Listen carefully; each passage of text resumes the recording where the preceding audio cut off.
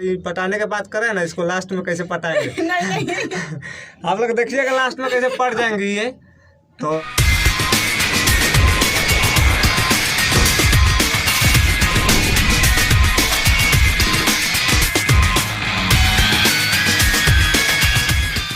आप लोग कैसे हैं? उम्मीद करते हैं कि आप लोग अच्छे होइएगा। और आज फिर हम स्टूडियो में आए हुए हैं, जो विक्की जी का साथ हम लोग का सॉन्ग रिकॉर्ड हुआ है, जल्द आप लोग के बीच आने वाला है। और विक्की जी भी यहीं पे है, बात कीजिए विक्की जी से।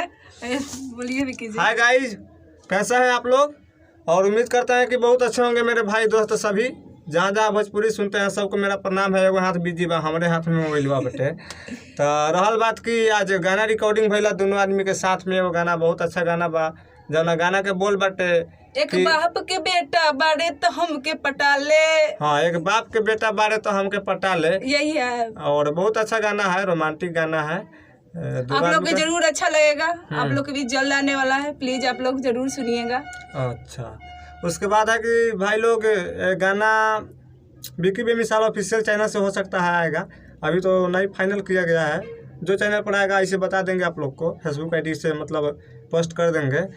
और ये गाना बहुत अच्छा है, आप लोग एक बार जरूर सुनिएगा, देखिएगा। ये पटाने के बात करें ना, इसको लास्ट में कैसे पटाएंगे नहीं आप लोग देखिएगा लास्ट में कैसे पड़ जाएंगी ये।